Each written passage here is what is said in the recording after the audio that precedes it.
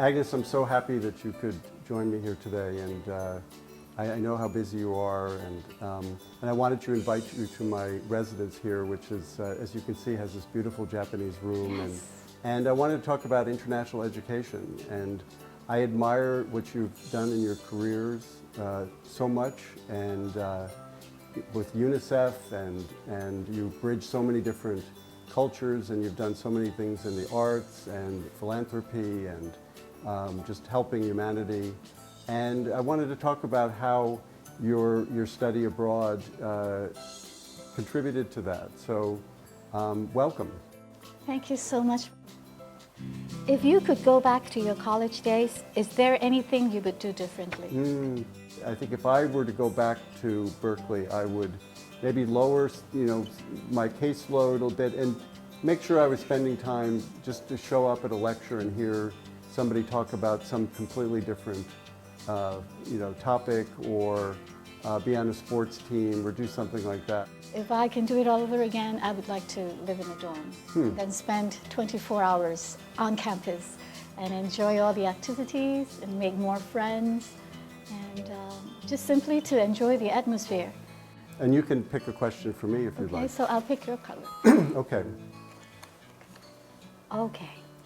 Tell us a story about your favorite person during your college days. I had some really amazing professors, William and Helen McCulloch, that were both Japanese language professors and Japanese literature, and they were just such a fun couple, and they devoted their life to Japanese literature and teaching people about Japanese. What about you? Okay. When I went to Stanford, I actually went to the School of Education, and my mentor was Professor Myra Strober. She's one of my big favorite person. When I went and applied, she actually asked me to apply. I was already married, I had 2 children. I had 1 child, I was pregnant.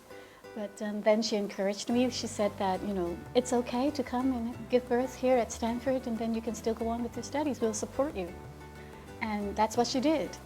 When I gave birth on a Friday, and I went back to school on a Tuesday. Wow. So I would encourage even mothers or fathers, although they have children, they can actually go to the States and study, because there's a lot of backup program there. Even at Stanford, we have child rearing facilities, we have daycare, we have nursery schools for students. And we sort of pay a very minimal price, and we can send our children there. So it is a dream that can be fulfilled. There's so much to learn and experience, and it can change your life.